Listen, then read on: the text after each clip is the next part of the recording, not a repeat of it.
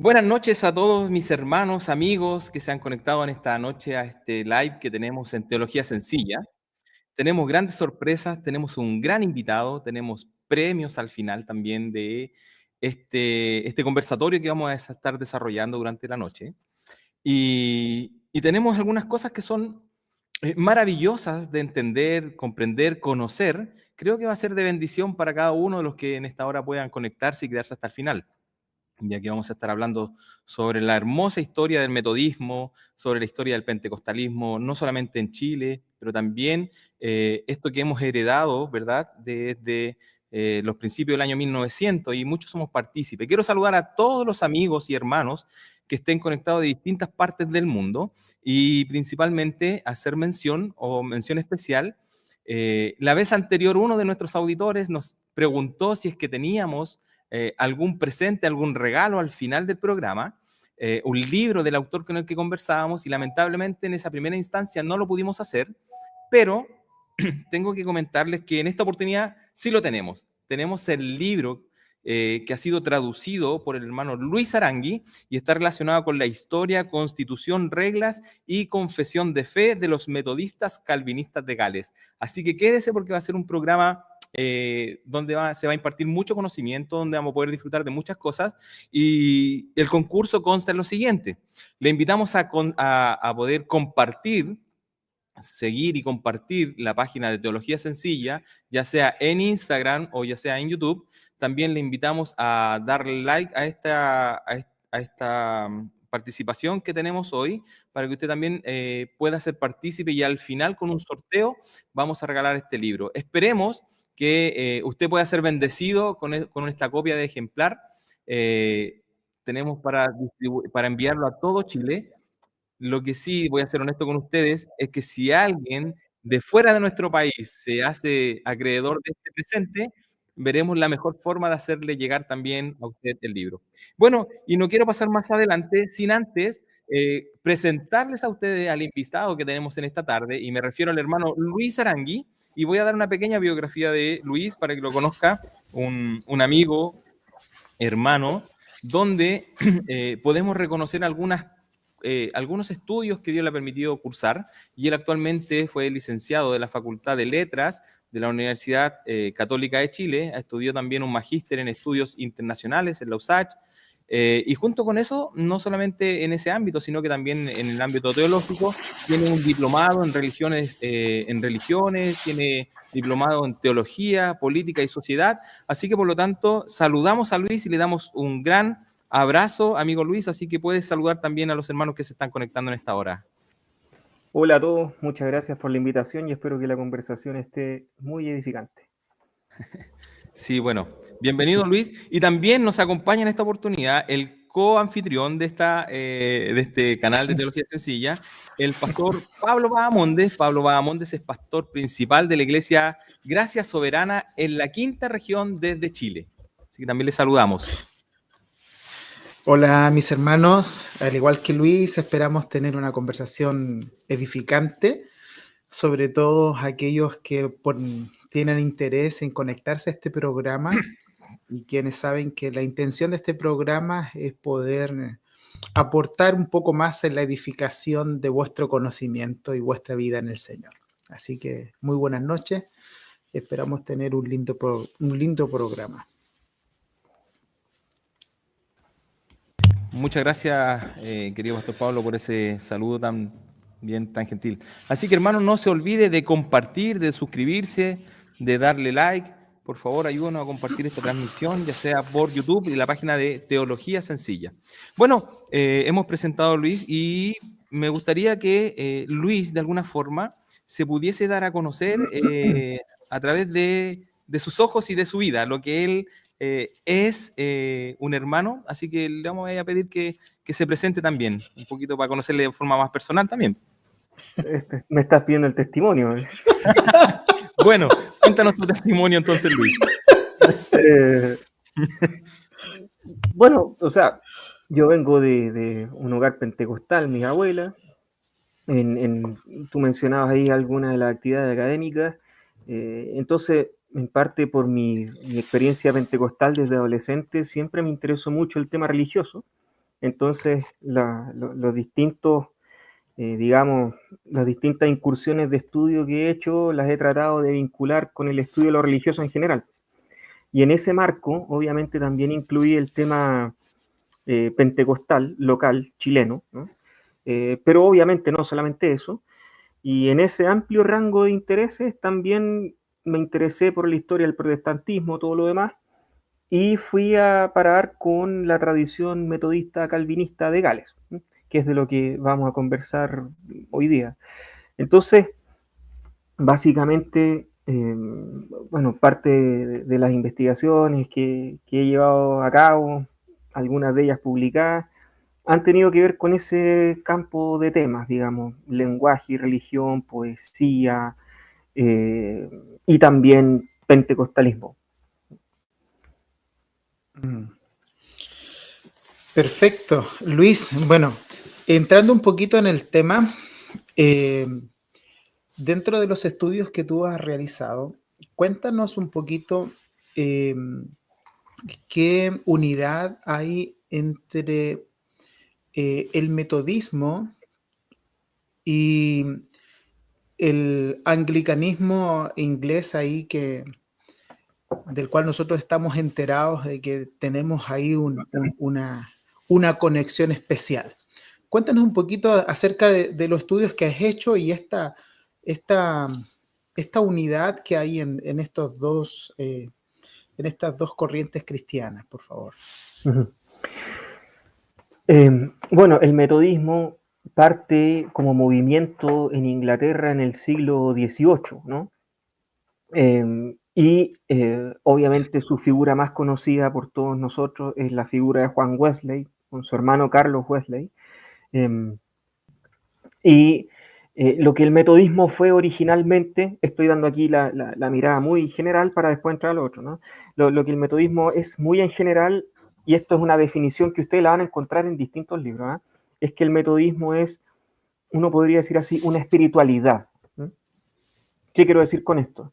Que el metodismo no surge como un movimiento que esté levantando algún tipo de bandera en una contienda dogmática o doctrinal o el término equivalente que ustedes quieran usar. Y eso obviamente tiene un significado importante en la trayectoria de la tradición metodista, porque de lo que se trató siempre fue de una forma de vivir la fe, no de doctrina propiamente.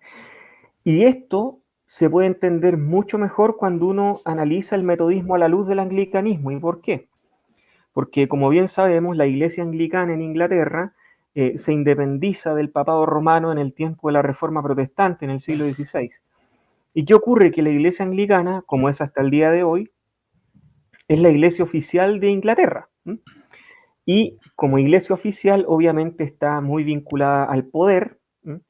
Y resulta que estamos en el siglo XVI, en el tiempo de la Reforma, llegamos al siglo XVII, y en el siglo XVII hay una percepción que uno puede encontrar en distintos textos de la época, de que básicamente Inglaterra está, digamos así, en bancarrota espiritual. Como que hay una decadencia de la fe, hay una decadencia doctrinal, la práctica de la vida cristiana está en el piso, entonces está esta sensación dando vueltas. Y resulta que empieza un grupo de personas a reunirse, empiezan a juntarse en el siglo XVIII en todos estos eran grupos pequeños, ¿no? ¿Y cuál es la característica de todos ellos? Bueno, que eran anglicanos. John Wesley era anglicano, digamos. Yo sé que se puede parecer un detalle anecdótico, pero es muy importante porque claro. La procedencia, es decir, el marco general eclesiástico en el cual se desarrolla el metodismo inicialmente es el mundo anglicano. Es los debates anglicanos, es la teología anglicana, es la experiencia anglicana en general, lo que significa la iglesia oficial. El metodismo termina siendo algo así como uno podría decir, primero un intento de reforma interna, y después, cuando se independiza, obviamente eso es señal de que ya no va a cambiar nada dentro del anglicanismo porque adquiere forma propia. Entonces, yo diría que no se puede entender al metodismo sin entender al anglicanismo primero. Y tampoco se trata de que uno conozca toda la historia, en fin, pero hay que entender lo importante que es la iglesia anglicana como trasfondo de todo lo que ocurre con el metodismo. Claro. Luis, pero en ese sentido, ahí hay una herencia confesional importante que el metodismo sí proyecta.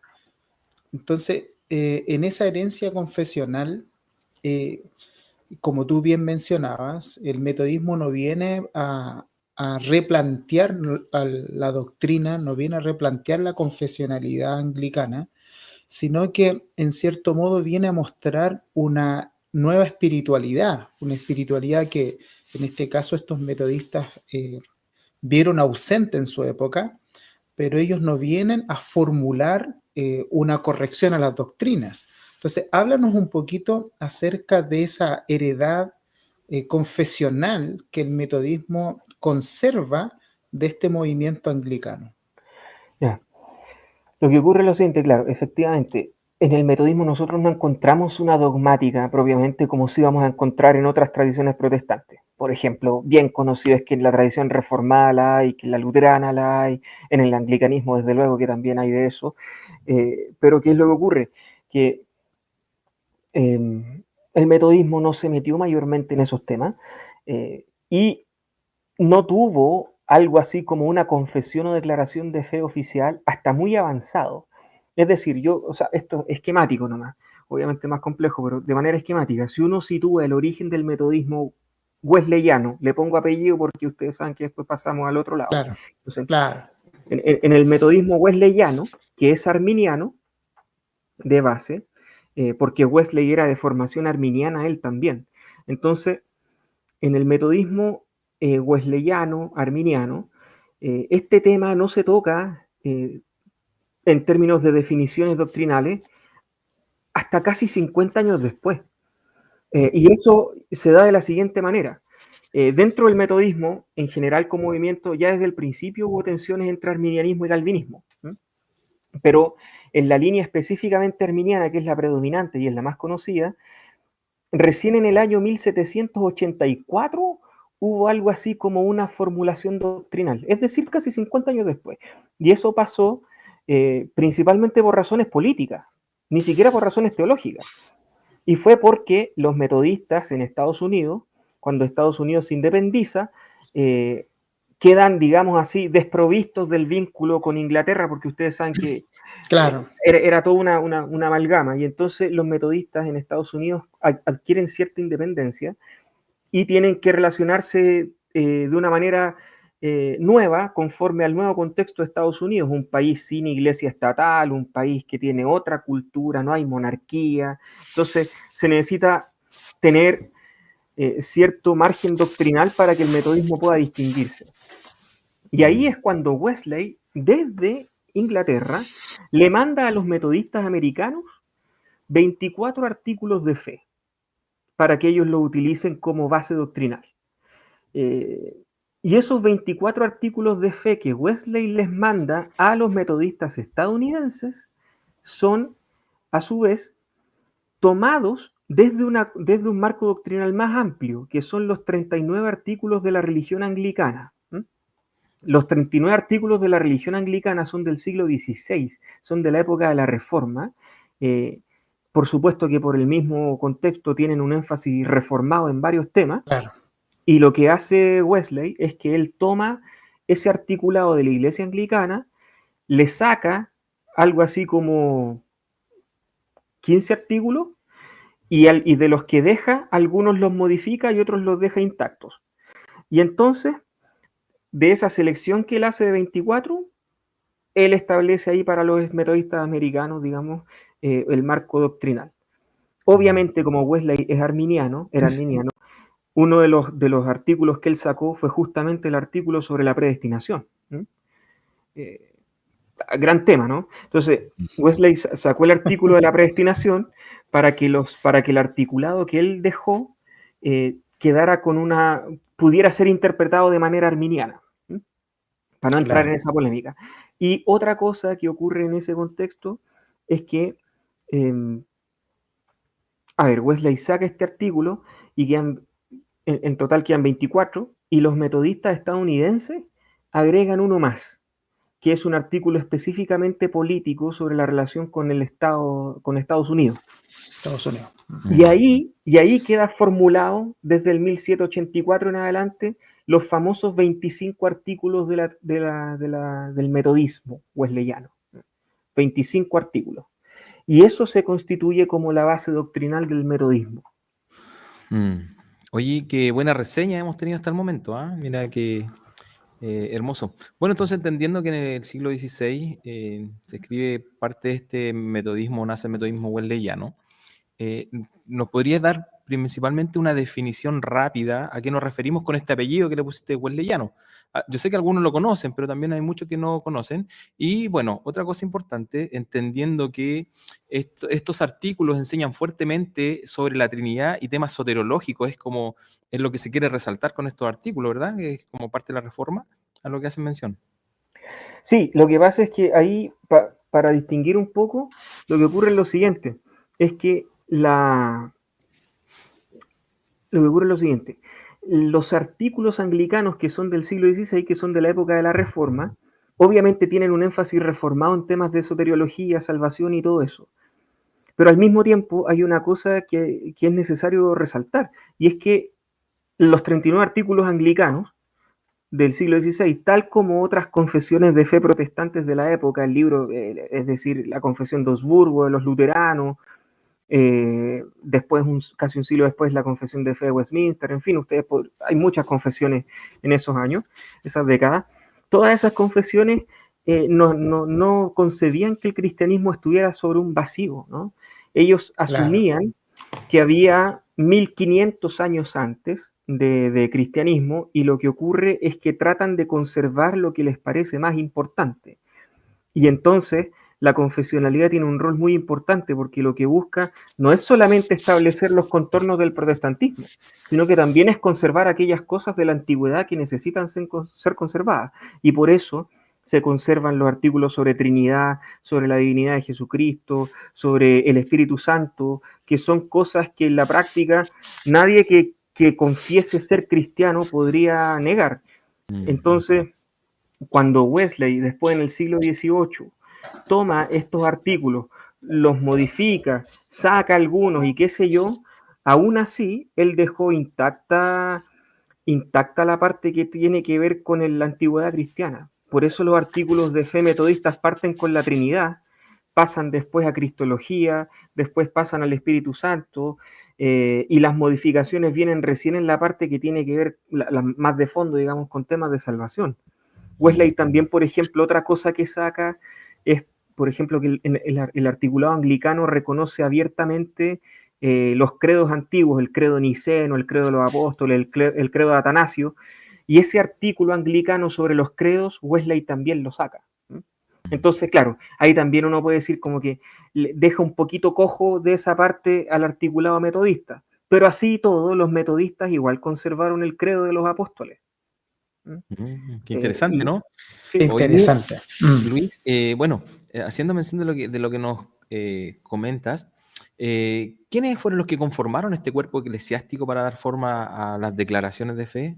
¿Hay algunos autores que nosotros hoy día podamos reconocer como que son prominentes en sus comentarios y válidos para nosotros abrazar estas enseñanzas? A ver, en el caso anglicano particularmente, estos artículos tuvieron todo un proceso de redacción, pero el que se asume que es como el autor principal es el obispo Thomas Cranmer. Ahí lo pueden buscar después. Y él es como el autor principal. Después estos artículos pasaron por una revisión y fueron adoptados por la Iglesia Anglicana oficialmente en el siglo XVI.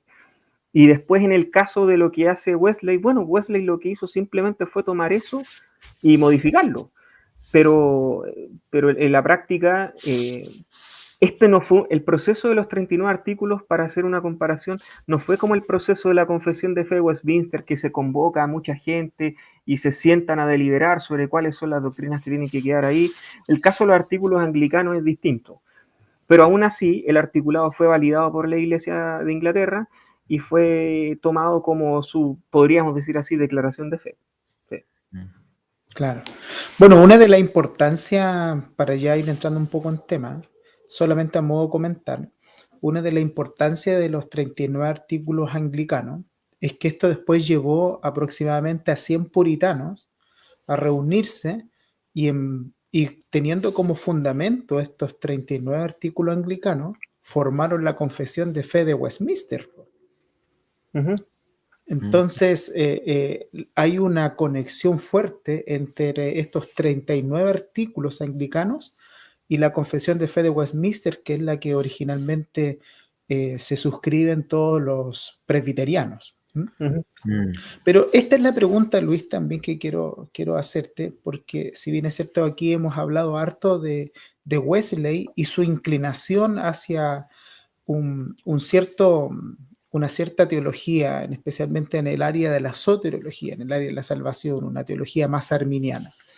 ¿Cómo aparece esto y cómo llegas tú a descubrir el metodismo calvinista? Porque créeme que lo hemos conversado incluso con Cristian, hemos conversado con otras personas y con otros invitados, y ellos se han sorprendido cuando le hemos mencionado que existe un metodismo calvinista. Explícanos un poquito, ¿cómo llegas tú a ese lado del metodismo? Es curioso, yo llegué al metodismo calvinista hace como 5 años atrás, por un camino inusual, no por el camino metodista. Estaba revisando, estaba muy interesado en conocer cómo se produjeron los avivamientos pentecostales del siglo XX, porque ustedes saben que son varios, no es solo uno. Entonces, Claro. y Claro. todos estos avivamientos tienen orígenes en distintos grupos denominacionales. En el caso de Chile, la base es metodista wesleyana. Pero si uno se queda solamente en Chile, ya cuando uno sale del relato más o menos oficial, se encuentra con que el grupo pentecostal de Concepción no era metodista, era presbiteriano. Entonces, ahí es para partir, digamos. Entonces, la pluralidad de orígenes que uno encuentra reflejada en el caso pequeño, digamos así, de Chile, uno la encuentra en el resto del mundo también. Claro. En Estados Unidos vienen desde el movimiento de santidad, vienen desde el mundo bautista, en otros países vienen desde el mundo luterano, los despertares pentecostales en Inglaterra vienen desde el mundo anglicano, hay desde el mundo presbiteriano en otros lados. Entonces, cuando uno empieza a entrar más a fondo, se empieza a dar cuenta que el pentecostalismo global a principios del siglo XX emerge desde una pluralidad de denominaciones. Y por eso, obviamente, es natural que el pentecostalismo sea enormemente plural y no se le puede reducir a una, esto es, porque resulta que no, nunca fue así, nunca va a ser así, porque no se puede. Entonces, por más que haya gente que no esté de acuerdo con eso, pero lamentablemente para ellos la historia está primero. Entonces, Claro. ¿qué le ocurre? Que en ese análisis, generalmente aparece muy mencionado el tema del avivamiento de Gales como un avivamiento precursor.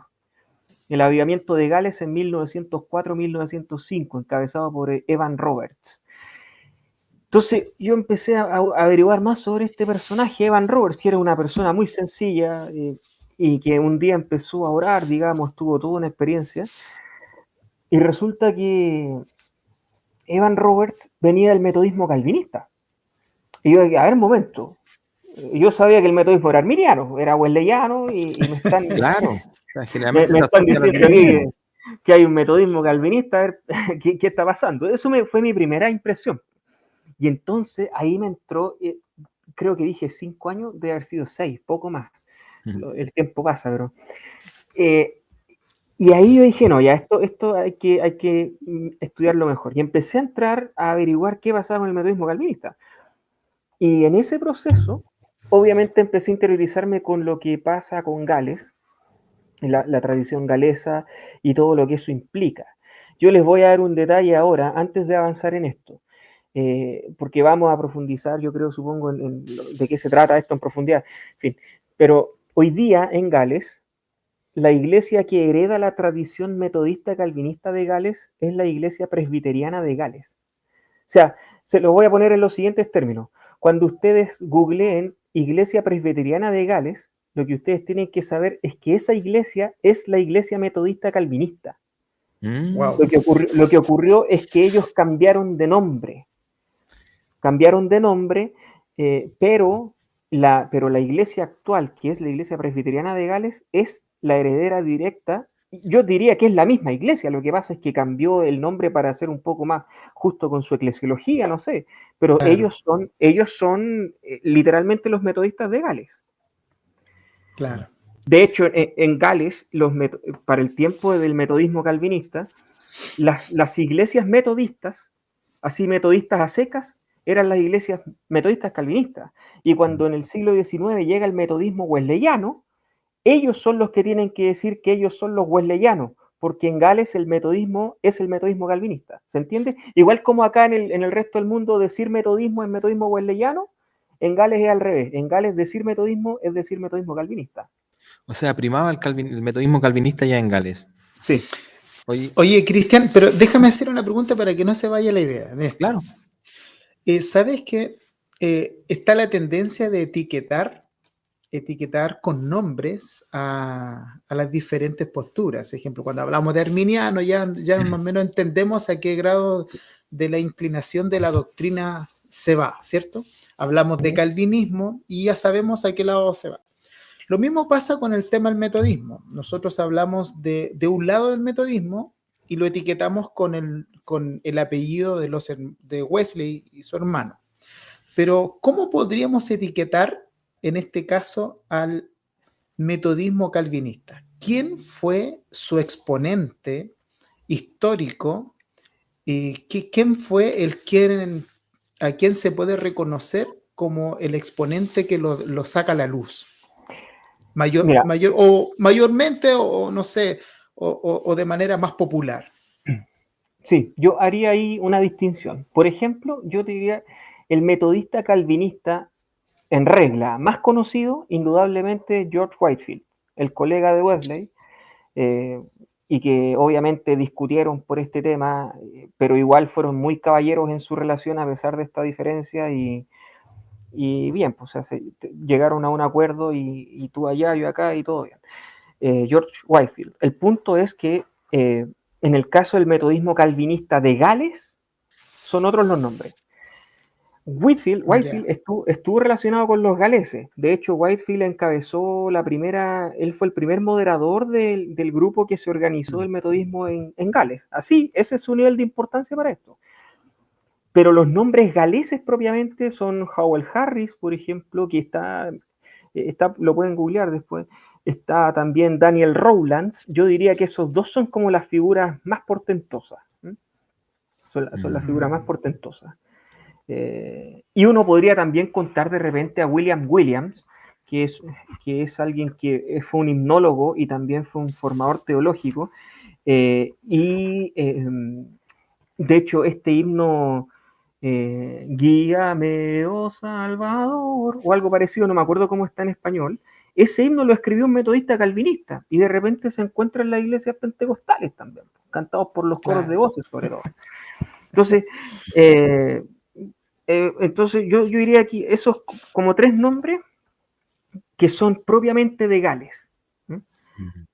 Y Whitefield, que es de Inglaterra. Claro. Qué interesante. Sabes que estuve leyendo el libro en sí, lo tengo hace un tiempo, así que le invito a los hermanos a que también puedan adquirirlos.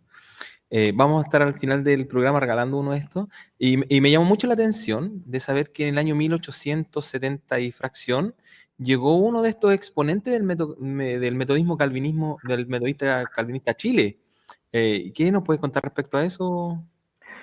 Sí, lo que pasa es que, como tú sabes, bueno, Chile siempre ha sido un país minero, y llegó un contingente de mineros galeses a Coquimbo a trabajar. Y había una capilla ahí donde se juntaban los protestantes en general. Si usted en un país católico, acuérdense que Chile en ese tiempo era católico, pero de pie a cabeza, entonces los protestantes no podían construir templos visibles hacia afuera, en fin, había un montón de cosas que no podían hacer, pero como aquí estaban en una cuestión de faena, había una capilla donde se podían juntar los protestantes. El punto está en que de repente ustedes saben que aunque hay sintonía, también hay diferencias, y aquí obviamente no es la excepción, y entonces la Iglesia Metodista Calvinista de Gales mandó oficialmente a un misionero para que atendiera las necesidades espirituales de los obreros galeses, de los mineros galeses que estaban acá en Chile. Y eso duró 5 años. Obviamente, la tarea principal de este misionero fue atenderlos a ellos, no predicarle a los chilenos. Pero esa misión hacia los galeses que estaban acá duró 5 años. Fue del 1873 al 1878, me parece. Y claro, estuvo acá. Donde sí hubo, como les digo, no hubo misión para los chilenos, pero donde sí hubo una inserción más fuerte del metodismo calvinista en Latinoamérica fue en la Patagonia. Entonces, en la Patagonia Argentina arraigaron. Allá hubo un arraigo más fuerte. Entonces, claro, hubo, como les digo, hubo algo, no fue, digamos, una cosa así destacable en términos de alcance, pero sí simbólicamente tiene su significado. Interesante. Oye, bueno, sabemos que en gran mayoría dentro de los hermanos seguidores somos parte de iglesias pentecostales en Chile. Y me gustaría un poco que nos contaras cómo llegamos a vincular el metodismo con el pentecostalismo, qué relación tiene, cómo se une, porque cuando uno ve en cierta manera las declaraciones de fe de pentecostal o las declaraciones de fe metodistas, realmente tienen algunas cosas que difieren en las doctrinas, pero cómo este metodismo llega a Chile y permea de alguna forma al movimiento pentecostal. Ya, lo que pasa es lo siguiente, voy a partir desde adelante hacia atrás para hacer un atajo de ideas. Si uno mira el panorama pentecostal hoy día, uno puede decir que en Chile hay cerca de 1000 denominaciones religiosas que son pentecostales. La mayoría de ellas obviamente vienen del movimiento chileno y como todos sabemos eso se debe al divisionismo extremo, diría yo, del pentecostalismo, que se fraccionan una tras otra, tras otra, tras otra y se fracciona a tal punto el movimiento que ya hay una pluralidad de iglesias que es inasible porque son demasiadas y pese a ello son muy parecidas en varias cosas, aunque también hay de muchas tendencias. Entonces, refiriéndome aquí específicamente al pentecostalismo chileno siempre, porque el pentecostalismo americano en Chile es otra cosa, el mundo de las asambleas de Dios, de la iglesia de Dios de Cleveland, es otra cosa.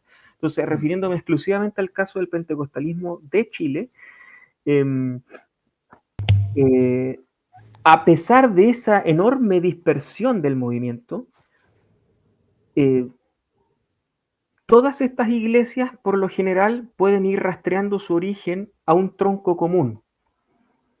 Y ese tronco común es la iglesia metodista pentecostal, una rama, y la otra rama, la iglesia evangélica pentecostal, que son las grandes dos iglesias troncales pentecostales de Chile, que antes eran una sola y que se dividen en el 1933.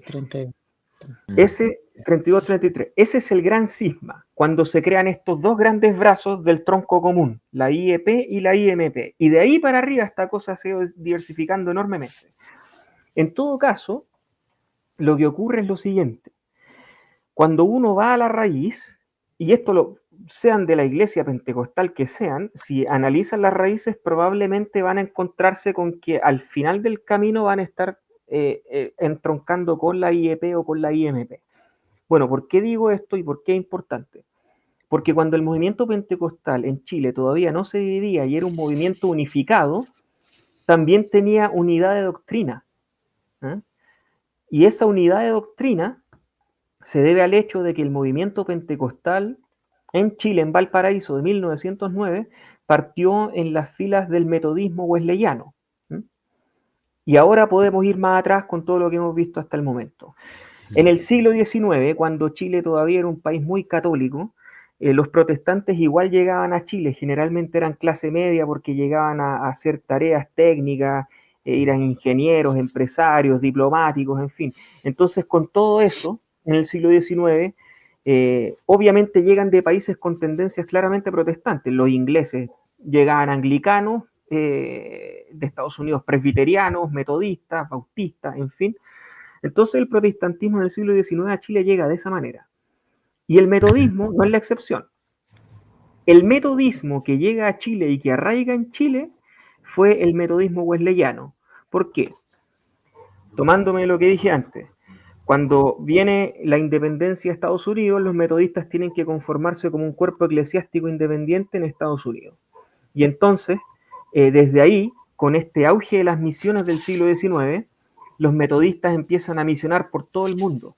Gente que está vinculada al famoso movimiento de santidad. Y son ellos los que llegan a Chile, los metodistas estadounidenses, que son metodistas wesleyanos. Entonces, cuando llegan a Chile, llegan con toda la doctrina metodista wesleyana, o sea, arminiana. Y obviamente también llegan acá con los 25 artículos de la religión del metodismo wesleyano, los que comentábamos antes, que Claro. venían de los anglicanos. ¿Y qué ocurre? En el siglo XIX llegan estos metodistas wesleyanos, llegan con toda esa doctrina, y el avivamiento pentecostal de 1909 ocurre principalmente en filas metodistas, wesleyanas. Y Willis Hoover, que era el pastor que encabezó todo esto en Valparaíso, él era un ferviente wesleyano, leía a Wesley, publicaba a Wesley, difundía a Wesley, defendía las doctrinas metodistas wesleyanas, hacía todo eso. Y entonces, cuando en 1909 se produce el quiebre entre el avivamiento pentecostal y su iglesia de origen en Santiago y Valparaíso, que es la metodista wesleyana, Willis Hoover, como era un misionero estadounidense y venía con toda esa doctrina metodista, lo que él quiso fue que el movimiento pentecostal siguiera siendo metodista. Y por eso el nombre original de el movimiento pentecostal en Chile cuando se independiza es Iglesia Metodista Pentecostal. O sea, aquí no son pentecostales salidos de la nada, son metodistas pentecostales. Es decir, y él trata de conservar todo ese acervo doctrinal para el movimiento pentecostal. ¿Y qué ocurre? Las grandes diferencias van a venir cuando primero venga el quiebre de 1933 entre estos dos grandes troncos y después con la muerte de Willis Hoover. De ahí para adelante, en la medida en que el movimiento sigue creciendo y sigue diversificándose y separándose al infinito, después cada iglesia pentecostal va conservando y innovando, va dejando cosas atrás, otras las mantiene, añade cosas nuevas y entonces de repente empieza la discusión muy temprano, esto no es de hoy día, muy temprano sobre, a ver, ¿se bautizan bebés sí o no? Y como Willis Hoover era metodista y el metodismo viene del anglicanismo, y el metodismo y el anglicanismo bautizan bebés, entonces Willis Hoover hace que el pentecostalismo chileno en un principio bautice bebés. Pero obviamente después otros grupos llegan y dicen, bueno, resulta que eso no sale en la Biblia y entonces se produce un quiebre porque nosotros no bautizamos bebés. Ese es un punto. Después aparecen varios más y hasta el día de hoy eso sigue ocurriendo, al punto que hoy día tenemos iglesias pentecostales que hasta tienen doctrina del movimiento apostólico y profético, es decir, que afirman los 5 ministerios, pero siguen tocando con coro instrumental. Entonces, el nivel de diversidad que hay hoy día es impresionante. En cuanto a doctrinas que conservan, doctrinas que quitan, doctrinas que agregan y, en fin. Entonces, por eso quise hacer el comentario desde adelante hacia atrás, para que se entienda que en el fondo esta diversidad que hay hoy día no siempre fue así. En el principio había una unidad doctrinal y esa unidad doctrinal se empezó a perder cuando el movimiento empezó a quebrar sucesivamente. Y era una unidad doctrinal metodista, wesleyana, marcada. Claro, y como tú dices, Luis, todavía quedan ciertos vestigios de esa confesionalidad metodista, porque hay iglesias, ejemplo, como la nuestra, que todavía conservamos el paidobautismo, y ese paidobautismo tiene relación precisamente con la confesionalidad anglicana. Esa es como su raíz, su fuerte. Por ende, también cuando uno lee la historia como metodista de Willis Hoover, él también conservaba esta idea de catequizar a su pueblo. Y si bien es cierto, después esto cambió con otros nombres, a miembros probando, miembros o nuevos miembros, pero él conservaba una educación profunda acerca de lo que es un discipulado de su congregación. Era una persona muy dada a la enseñanza y al discipulado de sus fieles, hacer una especie de catequesis para la membresía en sí. Y a veces cuando nosotros vemos todo ese tipo de cosas, decimos, bueno, ¿de dónde viene todo esto? ¿Por qué lo conservamos? Y es porque nuestras raíces siguen manifestando que tienen un arraigo metodista fuerte de aquella época. Ahora, lo que me llama la atención es que en realidad hoy día, lamentablemente, el título pentecostal tampoco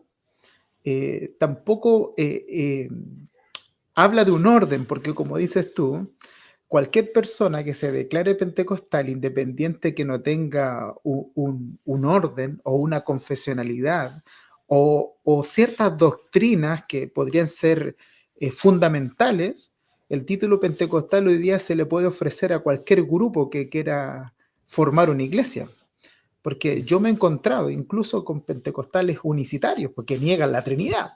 O sea, hoy día el grado de deformación es tal de que creo que lo más fácil podría llegar a ese lado. Pero hay una pregunta que queremos hacerte, creo que es como una de las más importantes de este programa, y que te la quiere realizar ahí Cristian, acerca de algo muy medular. Mira, voy a dar el paso, Luis, porque no me voy a hacer responsable de esta pregunta. No, son bromas.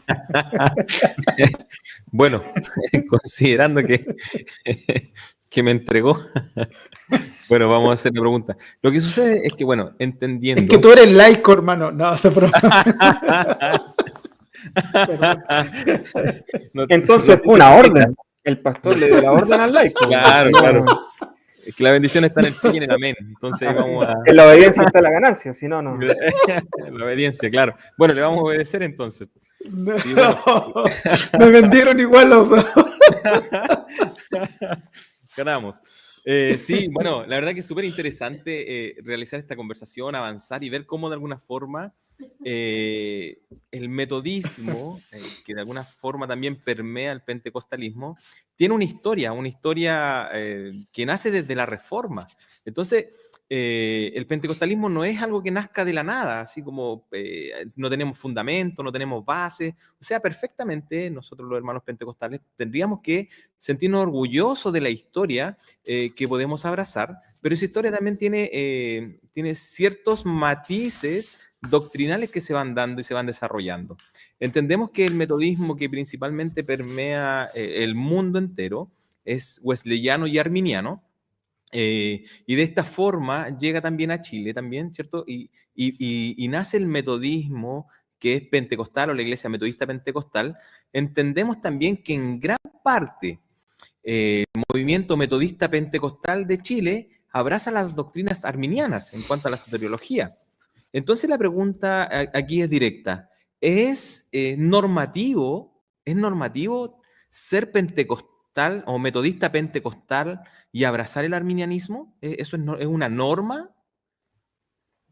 Esa es una pregunta muy, creo yo que hay gente que con solo escucharla se va a poner media tiritona, pero... Bueno, estoy viendo que están bajando los conectados, ¿ah? No, están subiendo, claro, están subiendo. Claro, porque efectivamente está la idea de que el pentecostalismo chileno tiene que ser wesleyano, arminiano. ¿Qué es lo que veo yo sobre esto? Veo un par de cosas. La primera es que, como mencioné antes, el origen del pentecostalismo es muy plural. Entonces, el único lugar donde alguien podría decir que el pentecostalismo es arminiano y no puede ser ninguna otra cosa, es acá donde el pentecostalismo surge en el mundo arminiano wesleyano. El pentecostalismo de raigambre bautista, por ejemplo, en Suecia, por darles un caso, su énfasis es bautista, no es wesleyano metodista, ¿no? En el caso de los despertares de avivamientos en Alemania, lo que predominó ahí fue el luteranismo de tipo pietista, y entonces obviamente no son lo mismo. Entonces, eh, yo diría, bueno, quien quiera sostener una hipótesis como esa lo puede hacer solamente primero en el terreno en el que existe esa base, que es Chile, o en cualquier otro despertar donde la base sea metodista wesleyana, pero en otros casos no. Eso es un primer punto. Un segundo punto es que yo haría una distinción entre la historia y la norma. ¿Por qué razón? Porque ocurre que no solamente el pentecostalismo como movimiento transversal es muy plural, sino que el movimiento en Chile también se ha convertido en un movimiento tremendamente plural. Entonces, por más que alguien diga esto es verdadero pentecostalismo y esto no es, como el pentecostalismo es una espiritualidad y no es una doctrina, no es una posición dogmática, lo que hace que los pentecostales sean pentecostales como norma en todo el mundo es que creen en la segunda bendición, como se le llama. Hay todo un debate sobre esto, pero estoy reduciéndolo. Es la segunda bendición, que es que después de la regeneración, de la justificación, viene el bautismo del Espíritu Santo. Hay algunos que incluso discuten que ese sea el nombre, pero en la práctica el punto es el siguiente. Un pentecostal, por definición, es una persona que cree que después de la salvación hay una experiencia sobrenatural de empoderamiento. Eso es, donde se manifiestan dones espirituales. Algunos creen que la única señal son las lenguas. En Chile nunca se creyó que la única señal fueran solo las lenguas. Pero en términos generales lo que une a todos los pentecostales es eso. Y por eso puede haber, como bien decía el pastor acá, pentecostales unitarios o unicitarios que niegan la Trinidad y siguen haciéndose llamar pentecostales, cuando están negando 1800 años, 1900 años de doctrina cristológica que ha definido al cristianismo, pero aún así se hacen llamar pentecostales. ¿Y por qué razón? Porque reivindican esta segunda experiencia que viene después de la salvación y que tiene que ver con el poder del Espíritu y todo lo que sabemos. Entonces, y este debate, por ejemplo, respecto a los unicitarios, empezó en Estados Unidos en el 1914, 14, 16, si no me equivoco. Ahí alguien después puede corroborarlo. Ustedes saben que estos son datos que están públicamente. El punto es que esto desde el principio empezó a ser así, la pluralidad. Y entonces, en el caso chileno, si bien yo no conozco hasta el día de hoy, he revisado un montón de iglesias, hasta el día de hoy no conozco iglesias unicitarias que hayan salido desde el pentecostalismo chileno. Las unicitarias que conozco que están en Chile Son de la vienen de asamblea. Estados Unidos, claro, vienen del mundo americano. Entonces, yo puedo decir así, sin arriesgarme mucho, que el pentecostalismo en Chile en eso se han mantenido todos iguales, las 1000 iglesias, digamos, son todos trinitarios. Pero después vienen un montón de cosas. Ya mencionamos el tema del bautismo, mencionamos el tema de la entrada de las doctrinas, ¿De la gracia? ¿cómo se llama? No, del neopentecostalismo. Tenemos pentecostales que son abiertamente judaizantes, que están con todo esto del judaísmo mesiánico. Claro, también tenemos pentecostales que adhieren a la doctrina reformada. Tienes pentecostales que adhieren a un montón de cosas. Y la verdad es que, claro, puede llegar alguien con la bandera y decir esto es lo que corresponde. Y la verdad es que el mundo pentecostal es tan plural que esa bandera no se puede defender. ¿Y cuál es el punto aquí? Aquí voy a la distinción que mencioné que quería hacer. Es un hecho indudable, absolutamente innegable, que la base y la raíz histórico-doctrinal del pentecostalismo chileno es el metodismo arminiano wesleyano. Eso es indudable, es incuestionable, porque eso es un hecho histórico. Ahora, cosa distinta es que, dado que esa es su raíz, necesariamente tenga que ser normativamente metodista wesleyano. ¿Y por qué razón? No es porque uno quiera darse un gusto, sino porque el propio desarrollo del movimiento ha generado tal pluralidad que yo creo que nadie que estudie la historia del movimiento puede negar que eso sea así. Pero al mismo tiempo, las propias denominaciones pentecostales, no solo creyentes individuales, sino que a veces denominaciones, empiezan a tomar caminos que se distancian del elemento wesleyano, por ejemplo. Exacto. Y siguen siendo de una espiritualidad pentecostal y con algo de metodismo. Eso se puede discutir más, porque el elemento metodista en el pentecostalismo en general a veces es bien difuso, ¿eh? Es más pentecostal que metodista. Lo metodista como de cualquier tipo como que queda medio olvidado. Pero porque ustedes yo creo que conocen esto de que es casi como comentario de pasillo. Bueno, ¿y qué es el metodismo? Le pregunta uno al hermano y el hermano dice, no, metodismo es que nuestro culto es metódico. Ese tipo de respuestas así, que uno sabe que existen, que son verdad y que son parte de lo que la gente entiende, obviamente eso no es metodismo. Entonces uno podría también entrar a analizar cuánto metodismo hay en el pentecostalismo. Pero, como digo, yo haría la distinción entre que el origen histórico es indudablemente ese, pero eso no quiere decir que por necesidad tenga que ser la norma. Sí. Porque los hechos muestran que no siempre es así, y eso va más allá de lo que uno quiera pensar o no pensar. En la práctica no siempre es así. Claro. Qué buena intervención ahí. Mira, sabes que bueno, estamos en vivo y tenemos hermanos conectados de distintas partes y tenemos una pregunta ahí muy buena y está dirigida al hermano Luis, donde dice, generalmente se asocia el pentecostalismo con un cristianismo ignorante que solo se basa en lo sobrenatural, o las experiencias, ahí agrego yo. ¿Podría el hermano Luis hablar sobre esta asociación un poquito, por favor? O sea, el cristianismo se basa en lo sobrenatural. Partamos por ahí. Si el cristianismo no es sobrenatural, no es cristianismo.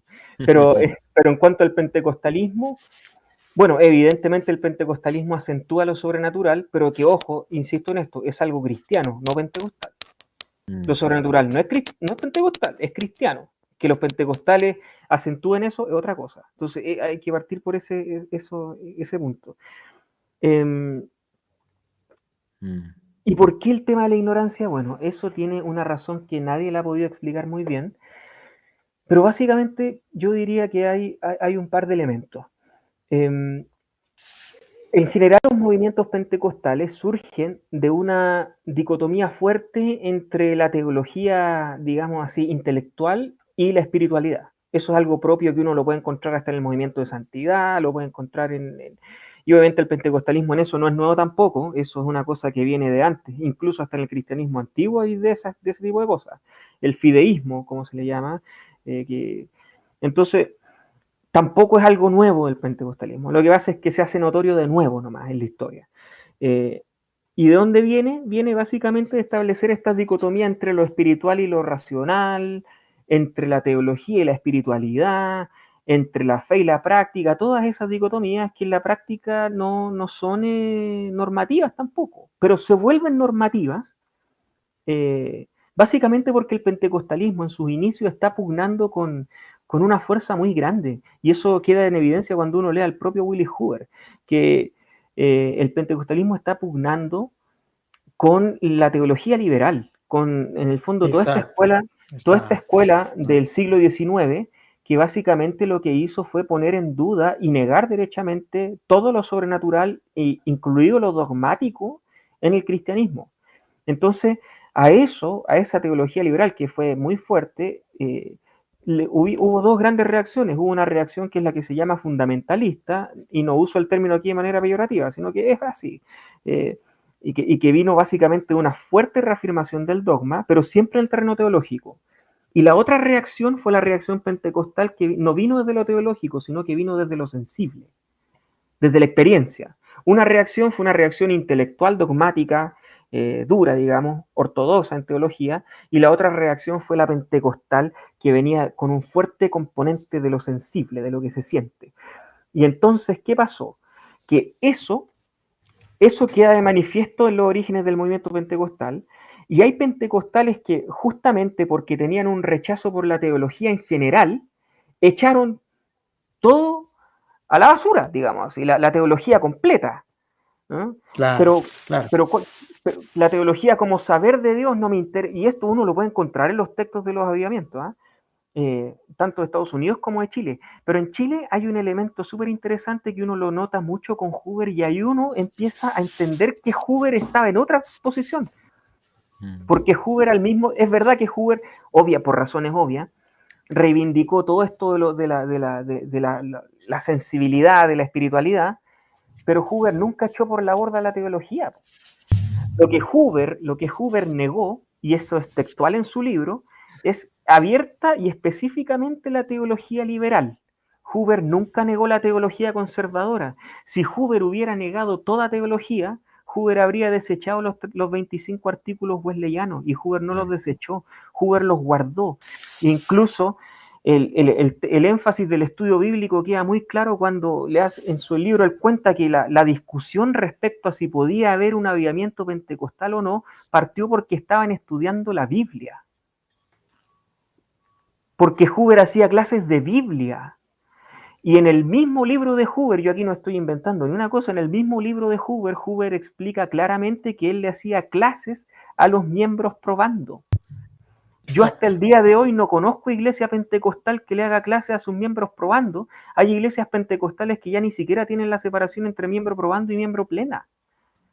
Y en Huber no solamente existe esa separación, sino que además al miembro probando se le enseñaba, porque hay iglesias que mantienen todavía esa separación entre el probando y el plena, pero al probando nunca le enseñan los artículos de fe, y cuando llega a miembro plena comunión le preguntan desde arriba, cuando está ahí adelante en el altar, y le dicen, ¿usted acepta los artículos de fe de la iglesia tanto, tanto? Y él tiene que decir, sí, los acepto, y nunca se los enseñaron.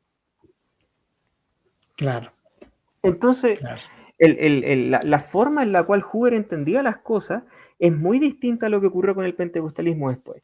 Y lo que ocurre es que, como dije, esta sucesiva división, el divisionismo, y además con la muerte de Huber, que él tenía un concepto teológico más amplio, obviamente eso fue quedando en el pasado, al punto que se llega a situaciones como las que comento, donde ya eso no, ya para nadie es importante.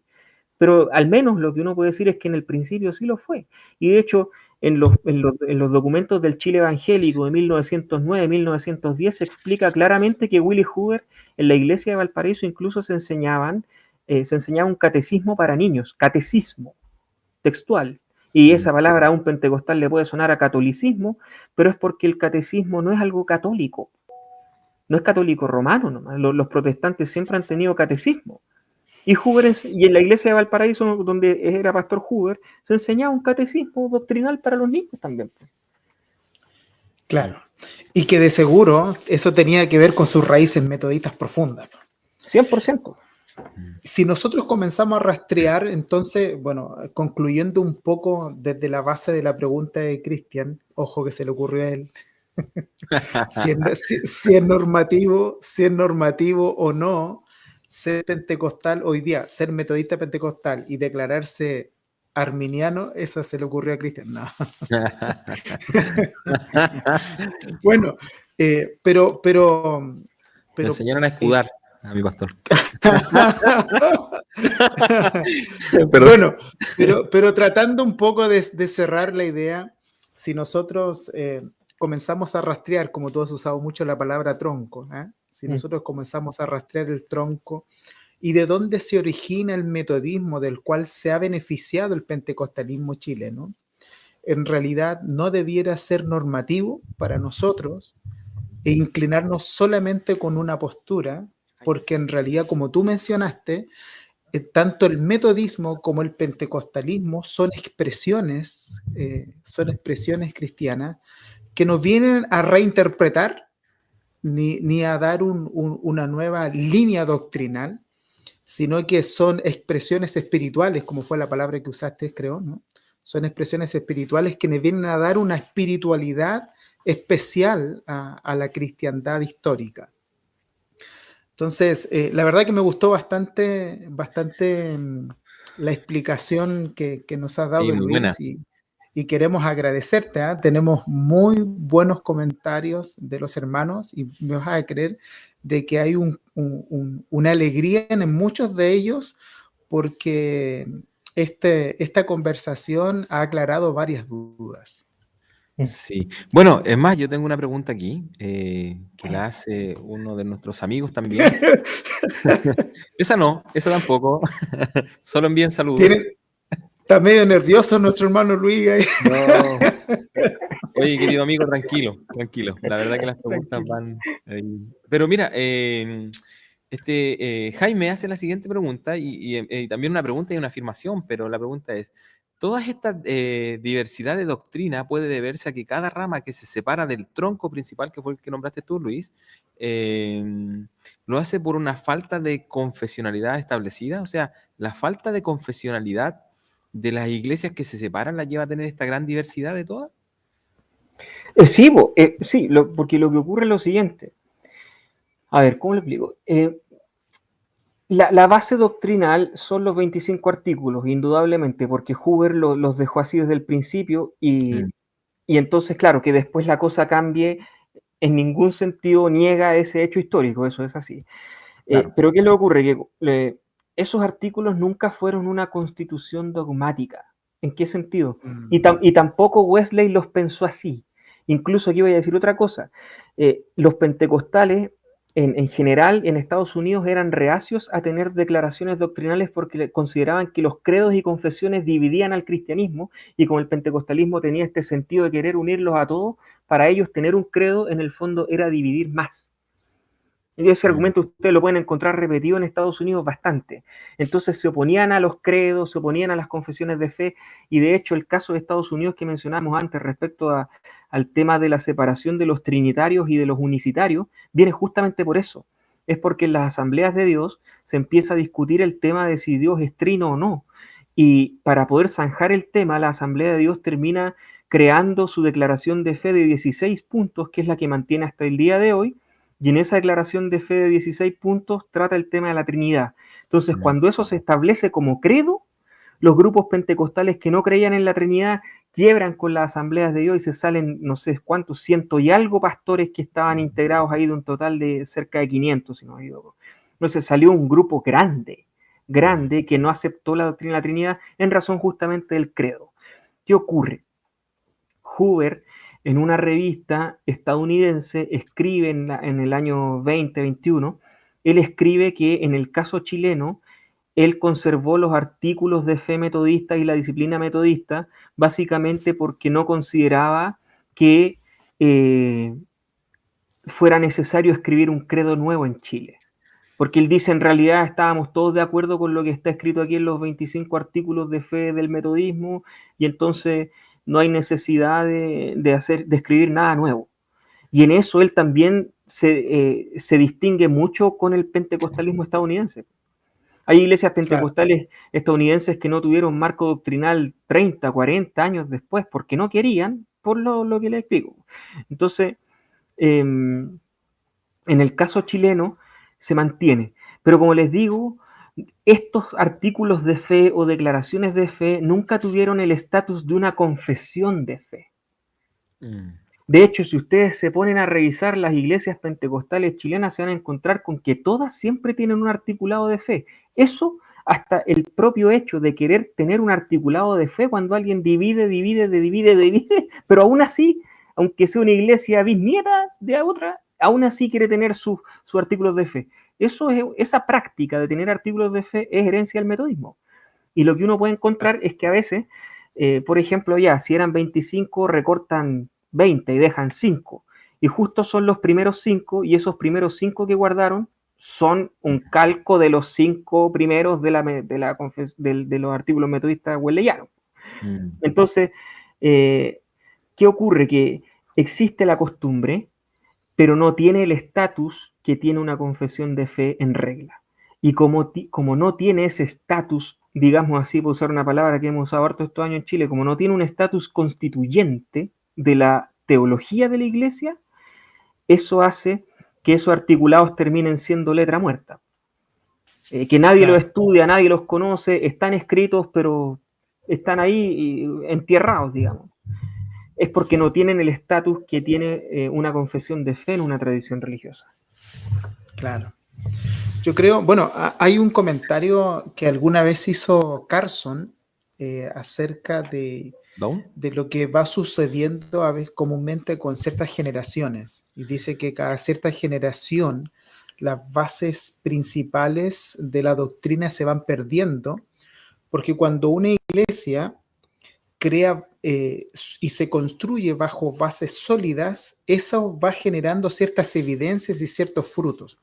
Que claramente, como tú mencionaste, el avivamiento de 1909 aquí pentecostal fue el resultado de un trabajo que hizo Willie Huber en base a su confesión bautista, a su confesión metodista, Y el trabajo metodista que lo estaba replicando acá, si fue el estudio de la palabra quien llevó a todo esto. Como resultado, como fruto, vinieron este avivamiento y estas manifestaciones.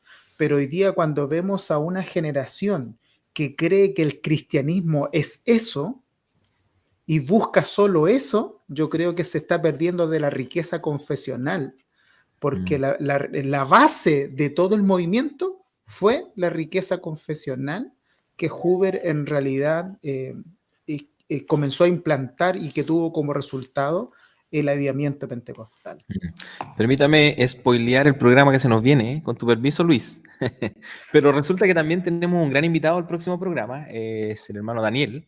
Daniel, él es un escritor del libro de los cánones de Dor, uno de los que escribió ahí con algunos pastores conocidos. Y justamente tenemos una conversación el próximo lunes respecto a esto, a la importancia de la confesionalidad que debe tener una iglesia para abrazar esta doctrina. Y así, de alguna forma, que no se genere esta separación que nosotros vemos como en el pentecostalismo se ha estado dando. Y bueno, y sabemos que este es un programa que nos enseña, que nos educa, que nos bendice, pero también lo pasamos bien. Es día lunes, son las 23:15 horas, ¿verdad? Para que vean que estamos en vivo. Y hay una pregunta aquí que le vamos a hacer a Luis. Y esta pregunta es si Luis es infralapsariano o supralapsariano y con qué se come. No, ya. Gracias por la pregunta. Oye, va a salir arrancando. Va a salir arrancando, pobre Luis. No. Al hermano que hizo esa pregunta, por favor, no se conecte el próximo lunes. Castigado por el próximo lunes, ¿ya? Se salta hasta el siguiente. Ya, Luis, lo castigamos, seguimos. Bueno, vemos como nuestro hermano también nos comparte sus reacciones. Por ahí tenemos conectado al hermano Sergio HB, por ahí, ¿cierto? Y la hermana Yanela, el hermano Tanelo, el hermano Pastor Francisco Rubilar, también ahí lo tenemos. Tenemos un hermano que está conectado desde Linares. Y también quiero hacer una mención honrosa. Hoy día, la verdad que casi ya falta muy poquito para terminar este programa. Y al final del programa vamos a regalar el libro que tradujo Luis, nuestro gran amigo, y hizo una traducción desde el inglés al español, porque en el original se escribió en galés, ¿cierto? Y Luis nos contaba que en Chile nadie sabe galés, así que por lo tanto lo hizo desde el inglés. Pero hoy día tenemos el auspicio de CKM Solution SPA, y la verdad ellos están ubicados en Yoyeo, en Las Tejas Verdes, ubicado ahí en el Arrayán 291. Es uno de nuestros auspiciadores. Sígalo en Facebook, entonces CKM Solution. Él nos regaló el libro que vamos a compartir al final de este conversatorio. Y también ahí tenemos otro auspiciador. Imagínense, Teología Sencilla lleva recién un mes al aire. Esto es inédito. Y tenemos ya auspiciadores. Y gracias a ellos que nos bendicen, son los que están donando estos libros para que nosotros podamos también hacerlos llegar a cada uno de los que se conectan con nosotros, que comparte la transmisión y también deja su comentario. Son las únicas 3 reglas, ¿verdad? Son muy mínimas para que usted se pueda llevar este libro. También tenemos Alfombras JA. Alfombras JA, y ellos están en la comuna de Quilicura, en Santiago de Chile. Comercializadora Grace SPA, ellos también están acá en el centro de San Antonio, así que ellos no solamente alimentan el alma, sino que tienen todo tipo de productos de abarrote, así que los hermanos del litoral que están en la quinta región pueden también acercarse a Comercializadora Grace, en Avenida Pedro Mon, en San Antonio, pleno centro de San Antonio. Esto ya no me imaginaba Teología Sencilla como dando sus comerciales también, sus cortos, ¿verdad? Pero la verdad que los nombramos porque de alguna forma ellos nos comparten también bendiciendo a los hermanos que se conectan con nosotros y nos permiten también tener a disponibilidad estos libros que se van a hacer de bendiciones para su casa. Y tengo una primicia, Pastor Pablo, Luis, se nos acaba de sumar un auspiciador más. Así que tenemos el libro ya para la próximo lunes, y es Asesorías Elohim Limitada en Puente Alto.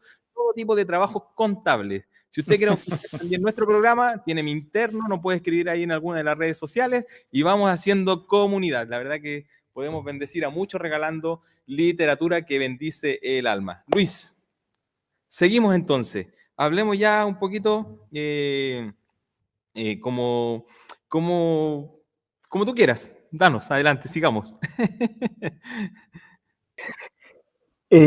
A ver, yo creo que, bueno, como el público es pentecostal y es algo que igual puede ser curioso, ¿no? Es qué importancia tiene esto para el público pentecostal al final, esto del metodismo Claro, calvinista en la práctica. Claro.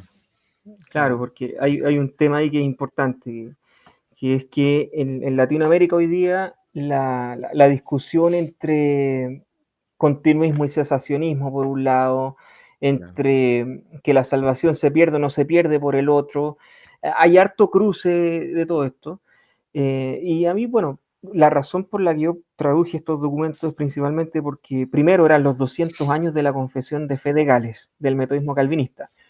Y como no había casi nada, hay poquísimo en español sobre la tradición metodista calvinista de Gales, yo dije, bueno, ya que estamos en los 200 años, esto tiene que salir publicado, sí o sí. Po.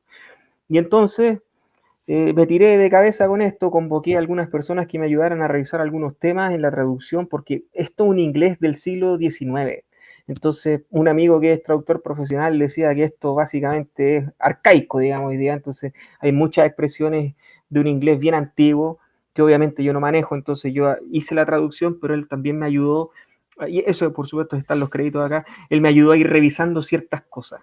Y así otros detalles más que están mencionados ahí. Eh, y bueno, son los 200 años. Yo dije, estaría bueno que esto esté en español. ¿Y por qué razón? Es básicamente para elevar un poco la discusión sobre estos temas en el mundo evangélico, porque el problema está en que claro, hay mucho cruce de opiniones entre que calvinista y arminiano, y sobre todo al interior del mundo pentecostal es muy fuerte eso, en algunos lados más que en otros, pero está ahí como bien latente el asunto. Y entonces la tradición metodista calvinista como que pone en cuestión varios presupuestos. Por ejemplo, que el metodismo por esencia tiene que ser arminiano o wesleyano. No, no. claro, Si el metodismo calvinista existió y es tan metodista como el metodismo arminiano. Que sea más claro, chico, que tenga menos alcance global es otra cosa, pero existió y es el mismo movimiento, no es una cosa distinta. Lo que pasa es que tiene una forma de pensar distinta respecto a la salvación. Entonces, eh, creo yo que es un grupo de documentos interesantes los que están ahí porque lo que hacen es mostrar que las cosas son siempre un poco más complejas. Es decir, por ejemplo, es del otro lado, un calvinista así acérrimo que dice, no, que esto es imposible. Bueno, pero fíjese, ahí está la tradición metodista calvinista, sí existe también. Y de hecho, al que es más reformado, digamos así, y que se enfrenta con esto, se sorprende cuando se da cuenta que aquí en esta constitución y en estas reglas y confesión no está respirando solamente los 39 artículos anglicanos, sino que está respirando la confesión de fe de Westminster también.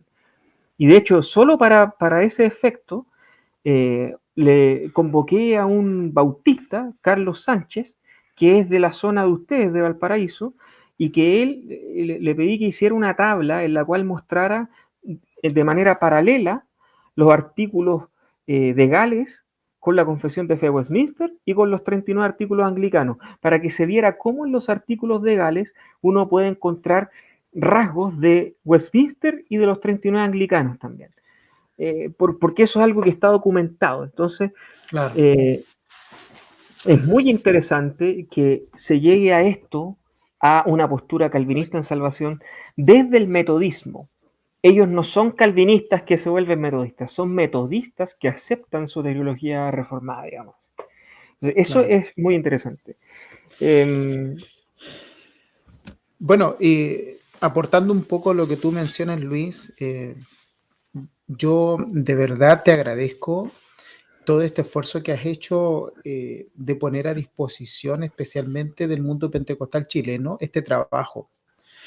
Porque yo como pastor me he dado cuenta de que esta división que tú mencionaste, esta división soteriológica aún dentro del mundo pentecostal, ha causado heridas horribles. Y aunque yo sé que esto es lo que yo podría mencionar, podría ser fácil otro programa, han sido tan las heridas que ha causado esta división entre los que creen que la salvación se pierde, los que creen que la salvación no se pierde. Incluso esa discusión que tú nombraste, que es una discusión bastante fuerte que causó también un movimiento importante dentro de los inicios del pentecostalismo. El hecho es si reconocemos el bautismo de niño o no lo reconocemos. Willie Hoover, en realidad, él tuvo que usar lo que hoy día sería el muro de Facebook, él lo usó en su revista, ¿ah?, para poder validar ahí la postura metodista frente a este tema del paidobautismo. Entonces, hay ciertas cosas que han causado heridas fuertes al mundo pentecostal. Tanto es así que incluso creo que tú también fuiste parte de un equipo que viendo esto se dio cuenta de que estaba ocurriendo una especie de éxodo pentecostal, que hay una tremenda cantidad de personas, especialmente jóvenes, que están abandonando el pentecostalismo y que se están yendo a otras iglesias, y muchas de esas causas tienen que ver precisamente por cómo se encuentra el pentecostalismo hoy día tan distante de un compromiso confesional. Y yo quisiera preguntarte a ti, ¿cómo ves tú el panorama quizás es un poco fuerte la pregunta, pero ¿cómo ves tú el panorama en realidad de esta herida que ha causado la diversidad pentecostal hoy día? Yo creo que, claro, la ausencia de confesionalidad obviamente ha llevado a que a veces, y esto lo voy a decir con conocimiento de causa, ha llevado de repente a creer cualquier cosa, digamos. Por ejemplo, el otro día conversamos con un amigo respecto a este asunto de en qué momento y por qué se llega a pensar que hay que hacer obras para ser salvo. Porque uno puede entender que hay un énfasis en las obras porque el metodismo siempre ha enseñado que hay que hacer obras. Pues sí, el cristianismo siempre lo ha hecho, eso no es nada nuevo. Pero ¿en qué momento en el mundo pentecostal hay gente que ha llegado a enseñar que básicamente para la salvación se necesita cumplir con ciertos requisitos? Y obviamente polémicas sobre esto y algunas de bastante con personas de alta jerarquía no han faltado, digamos. ¿Por qué? Bueno, y siendo que eso está explicado claramente en los artículos metodistas. Los artículos metodistas dicen la salvación es por gracia, la justificación por fe. No creemos en la predestinación, pero sí creemos que es por gracia. O sea, nadie podría poner en cuestión eso, y sin embargo llegó a un momento en el que eso pareciera ser que fue una enseñanza aceptada, que hay que hacer obras para ser salvo. Obviamente con matices, excesos o no excesos. Bueno, eso es una muestra de que en la práctica, cuando no se conoce la propia historia, cuando no se conoce el origen propio, la doctrina propia, el fundamento propio, se puede caer en desviaciones como esa. Y que después, obviamente, como decía usted, es muy difícil remediar, porque eso se va traspasando de generación en generación y se toma como verdad aceptada, porque es una tradición oral.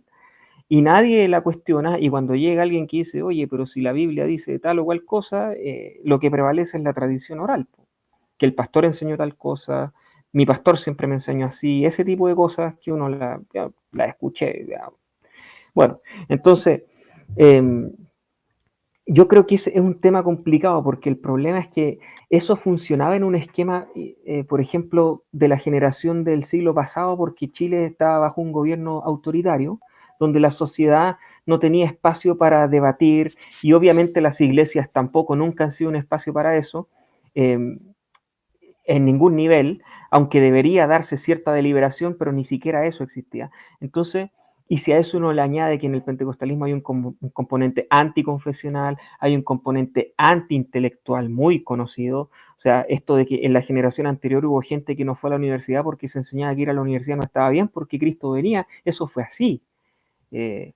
Yo pienso en la generación de mis padres, digamos, esa fue así. Entonces, y eso uno lo encuentra replicado en muchas partes en iglesias pentecostales. Entonces, entre la antiteología, la anticonfesionalidad, el antiintelectualismo, una cultura sin democracia, autoritaria, pastores, y esto está estudiado, no es una expresión mía de maldad, sino esta lógica como de patronazgo de fondo, que es muy propia del pentecostalismo del siglo pasado y que fue estudiada hasta sociológicamente, incluso porque es una cosa muy Claro. sui generis. Bueno, todo eso se empieza a acabar con el retorno a la democracia.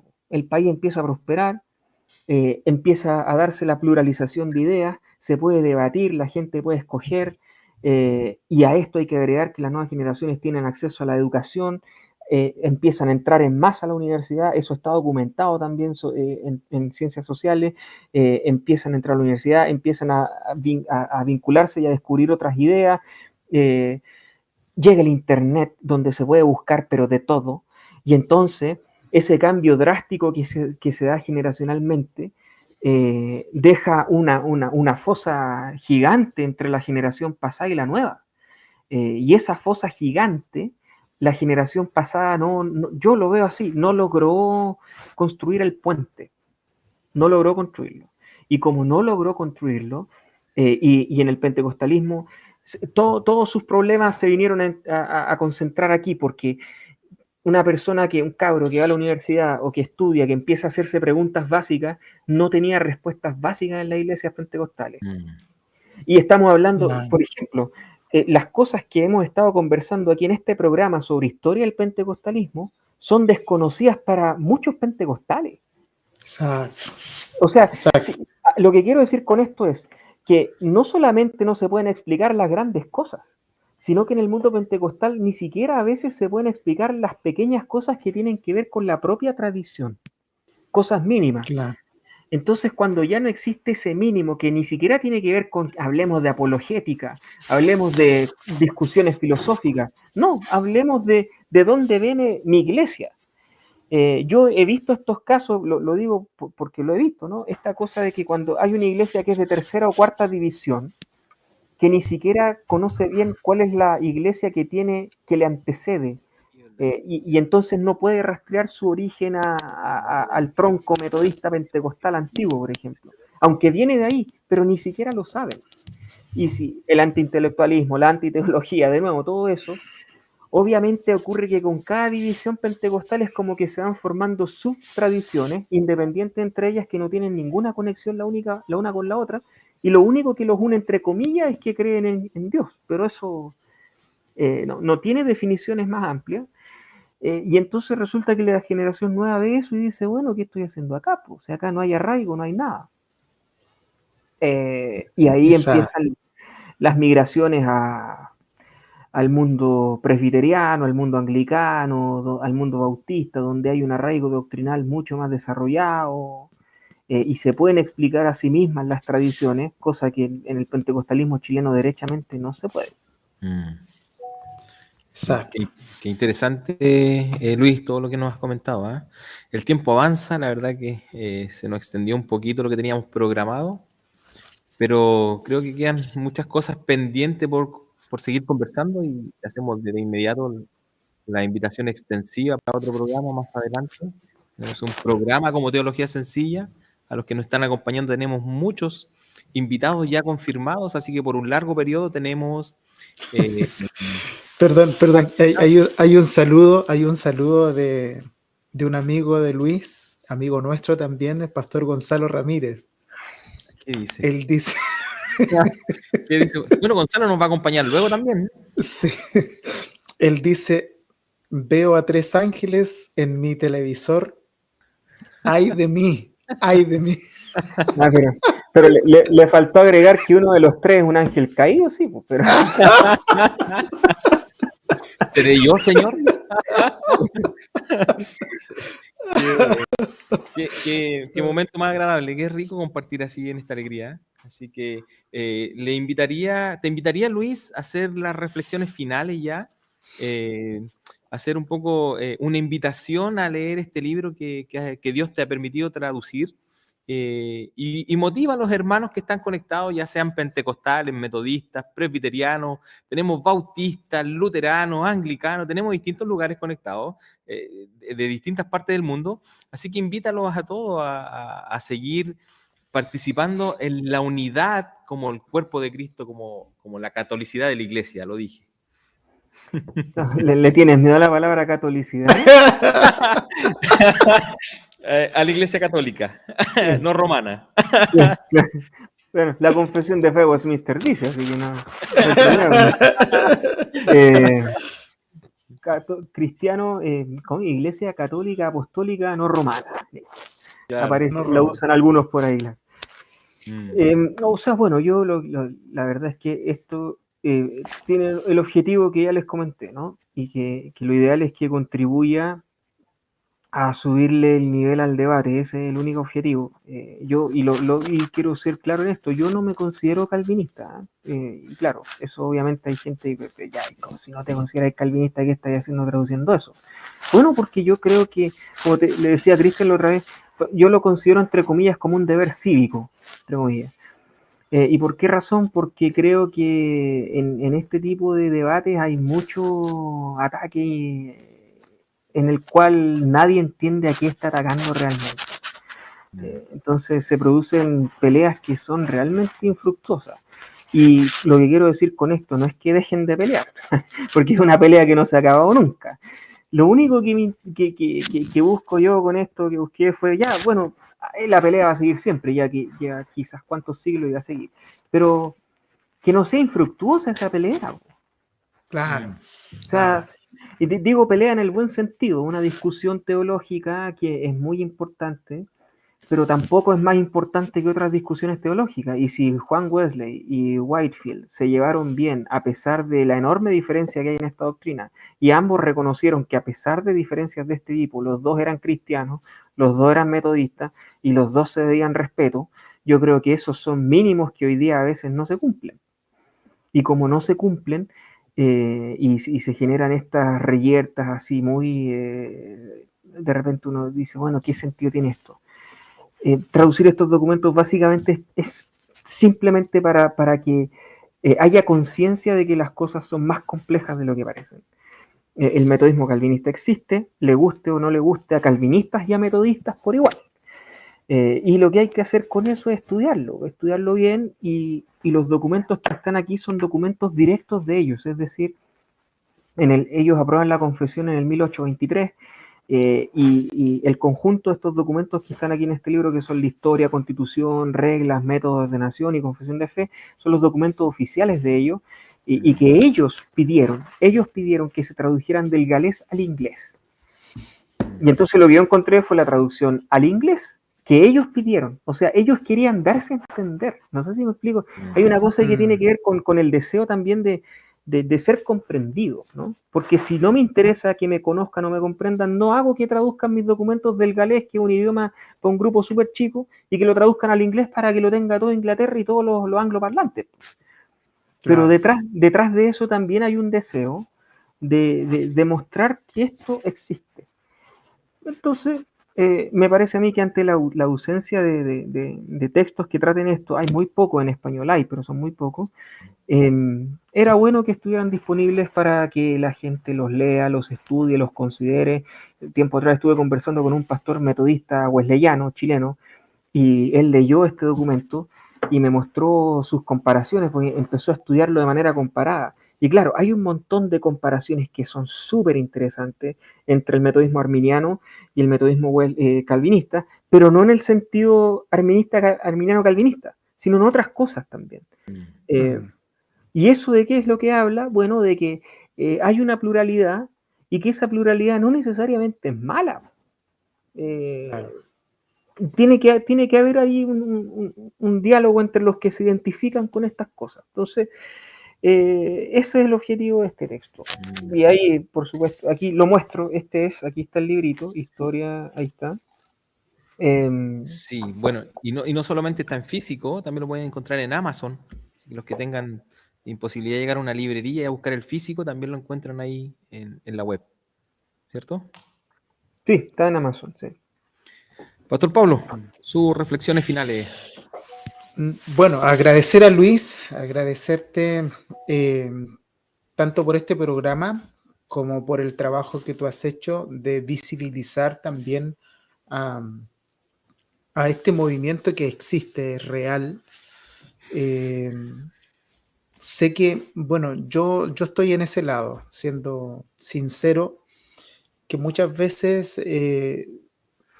nos sentíamos un poco híbridos en el sentido de que escuchamos por muchos años el hecho de que era normativo de que una persona, por ser pentecostal y tener sus raíces metodistas, tenía que creer solo en un aspecto de la salvación, muchas otro tipo de cosas más, pero cuando uno tiene la posibilidad de encontrarse como documentos como el tuyo, uno logra tener cierto descanso, queriendo siempre aportar desde adentro, desde esta tradicionalidad. Y aprovecho de mencionarles que entre los escritos del libro de Luis que él ha publicado, hay una parte que hizo nuestro pastor Gonzalo Ramírez llamando la unidad. Y creo que es un muy, pero muy buen aporte el que él ha hecho. Así que este libro en realidad está para bendecir al pueblo pentecostal de esta época presente. Así que gracias, Luis, y de verdad deseo que el trabajo que tú has hecho pueda bendecir a muchos hermanos. Muchas gracias, querido pastor Pablo. Efectivamente, como decía usted, en las páginas finales de este libro la pregunta es: ¿qué cree usted? Y hace referencia sobre los atributos de Dios, sobre la Trinidad, sobre la palabra de Dios, y hay muchas cosas que se podrían abrazar de esta traducción. Así que, bueno, mis palabras finales de reflexión es entender que de alguna forma los hermanos metodistas pentecostales tenemos más cosas que nos unen, tenemos más enseñanzas, más doctrinas que nos unen, más que nos desunen. La verdad que muchas veces el hombre enfocado en el pensamiento antropológico, ¿verdad? Viciado, muchas veces por corazones permeados por pecado, nos llevan a la división y nos hacen apartarnos de la piedad con la que nosotros debemos vivir el Evangelio y el conocimiento de la revelación de Dios. Por lo tanto, en esta reflexión final yo les invito a la unidad, al estudio de la palabra del Señor, ya que en ellas encontramos la revelación más hermosa.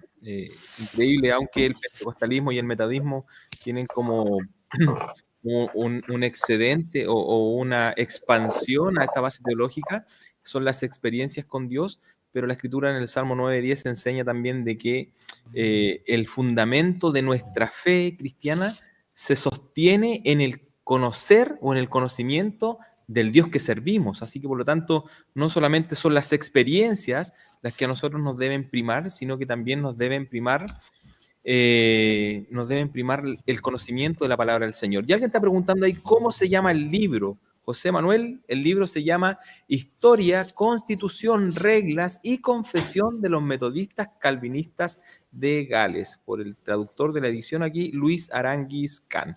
Así que antes de despedirnos, Luis, te quiero dar las gracias por compartir esto que el Señor te ha permitido desarrollar. Ha sido una bendición no solo para nosotros que compartimos contigo estos días, sino que también es una bendición para todos los hermanos auditores. Yo estoy viendo que hay una alegría inmensa. Tengo acceso a todos los comentarios de las distintas plataformas en las que nos conectamos hoy, y hay comentarios muy hermosos y están abrazando esta conversación. Así que es muy grato también que lo hagamos.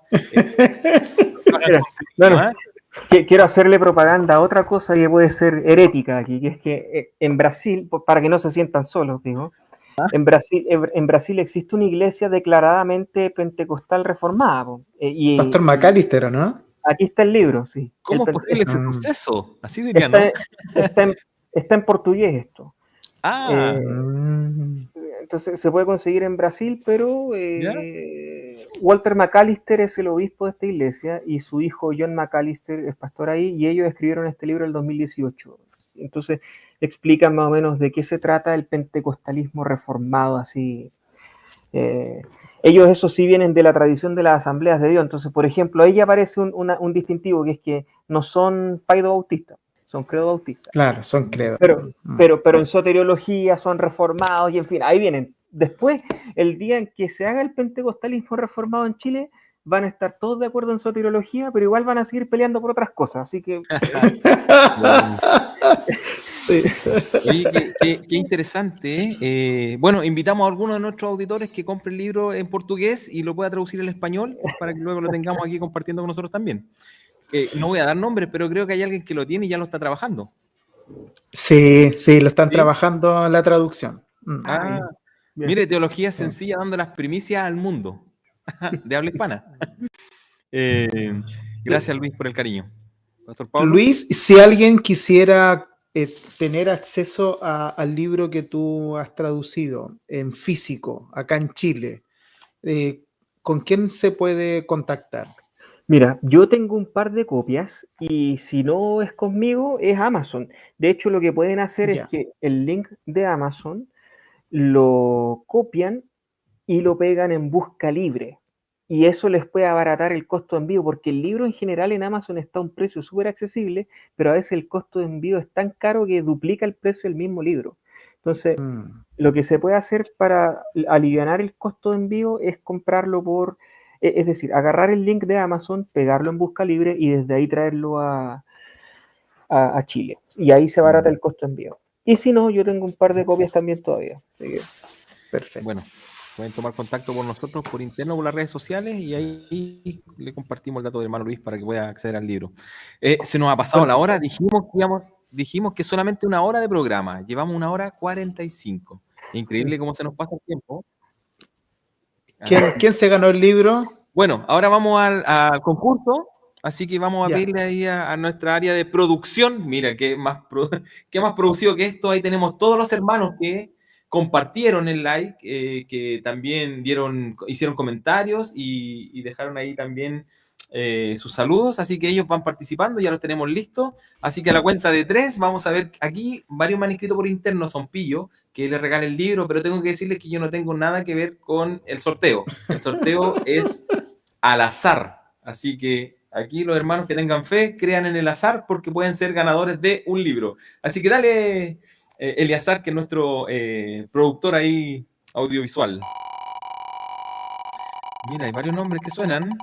Me lo quiero ganar yo. Ay, ¿quién viene? Edison, Marjorie, Kai, Simón, Pablo, Fernando, Iván, Yanela Torres. No, No, no. Yanela Torres se ha ganado el libro. Yanela, te has ganado el libro, te lo vamos a hacer llegar. La verdad que el escribe próximo año. de dónde eres. Luis, anota ahí, Jaime Ríos Palma quiere un libro, quiere que le hagas llegar un libro. Jaime Ríos Palma y Neira también. Así que allá se están anotando por los libros de forma interna, lo vamos a hacer llegar. Yanela, te hacemos llegar entonces tu copia del libro, dinos de dónde eres, de qué parte del mundo, ojalá que sea de Chile, para que no tengamos que estar ahí complicándonos con el envío. Feribán dice, casi se lo gana, claro, estuvo ahí al ladito también de ganarse el libro, así que hemos podido bendecir a alguien con el gentil auspicio de CKM Solution SPA, es el donador del libro, y quienes quieran acercarse, ¿verdad? SKM Solution está en Arrayán 291 en Yoyeo. ¡Oh! Les tengo una grata sorpresa. Yanela, la ganadora del libro, nos dice lo siguiente: ese libro ya me lo tenía mi esposo de regalo. Así que por lo tanto, giren de nuevo la ruleta. Gracias, Yanela, el Señor te bendiga. Vamos a tirarlo de nuevo, así que no se nos desconecten. Los que se desconectaron ya se lo perdieron, así que dale con la ruleta. Tiene que confirmar ahí el presente para que le hagamos llegar el libro. Mira, gracias, Yanela. Dios bendiga tu corazón ahí dadivoso también. ¿Quién viene? Viene Gonzalo Ramírez. Gonzalo Ramírez tiene 30 segundos para... Gonzalo Ramírez tiene 30 segundos para confirmar. Si es que la cuenta de 30 segundos no confirma, vamos a girar la ruleta de nuevo. Él no debería ni haber participado en esa ruleta. No, pero él participó fielmente porque ¿le puede escribir a alguien a Gonzalo Ramírez? Oye, pero ahí está Gonzalo, mira, ahí está Gonzalo. Sí, pues él es parte del libro. Pero ¿qué hacemos? A ver, ¿qué hacemos con Gonzalo? Al agua, ya. Bendiciones, no, pues bendiciones, no otra. Sí, no, otra persona. No, tenemos al traductor del libro, así que bendiciones para Gonzalo Ramírez. Me va a colgar cuando nos vea. Lo vamos a tener en el próximo programa, así que... No, en el ¿por próximo qué? capítulo, No lo traigas. No, ya, bueno, sí, no le vamos a hacer llegar el libro, así que Gonzalo, Suspendan eso, tenemos suspendan. tiempo, Dios te bendiga. Vamos a girar otra vez la ruleta. Queremos que se lo gane alguien que no haya participado ahí, así que vamos a ver. ¿Quién viene por ahí? Dice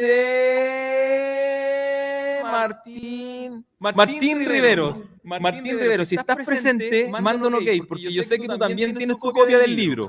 Así que... ¿Eh? ¿Qué vamos a hacer entonces? Bueno, se lo acaba de ganar Martín Ramírez, tiene 30 segundos para escribirnos y hacer visible tu comentario. Riveros. Martín Rivero, ¿está por ahí Martín Rivero, no? O alguien de la familia que confirme. ¿Qué hacemos? Pucha, que es difícil regalar. Ahí dice Sergio está triste. Sergio clama para que no nos conteste Martín. En una de esas te puedes hacer, puedes ser el ganador. Ya, vamos a contar de cuenta regresiva de 5 a 0. Si Martín no contesta, se lo vamos a dar al agua, porque la condición final era que contestara. A ver, me dice, Danilo Mondaca dice, me dice por interno Martín que me lo regala a mí. No creo, no creo que sea así. ¿Ah? Jaime dice de nuevo hasta que salga yo. Ya, Martín no lo tiene, así que ya, se lo vamos a guardar a Martín. La verdad que se ha hecho un programa muy rico, muy enriquecedor, muy agradable. Y esperemos que el próximo lunes también podamos compartir con Daniel Riquelmes, que es uno de los escritores o de los coautores del libro que se llama Los Cánones de Dor, y con él vamos a estar hablando sobre la importancia sobre la importancia que tiene una iglesia que abrace una confesionalidad. Así que por lo tanto también se viene un tema muy, muy hermoso. Así que ya nos estamos despidiendo de nuestros auditores. Tenemos auditores desde Argentina, Colombia, pueden mandar sus banderitas de donde nos visitan, de donde están haciendo ahí patria con teología sencilla, y creemos que este es un programa que bendice a muchos, y no solamente nos bendice, sino que en un día cansador, donde nadie quiere trabajar un día lunes, puede tener un espacio para compartir, aprender, ser bendecidos y reír al final de la noche. Así que el Señor les bendiga a todos. Fabián dice, les dejo al tiro mi dirección para envío. Pero si no te lo ganaste, Fabián. Próximo programa vamos a estar regalando otro, ¿ya? Así que abrazos. Chile por ahí, México también presente, Argentina. Entonces, eso, no sé qué más. ¿Estaríamos listos? Eso, ¿Otra vez? Luis. Muchas gracias, Luis. Gracias por aceptar la invitación. Muchas gracias. Gracias por el cariño. Abrazos. Chao a todos los auditores. Nos vemos el próximo Chao. lunes. Nos vemos.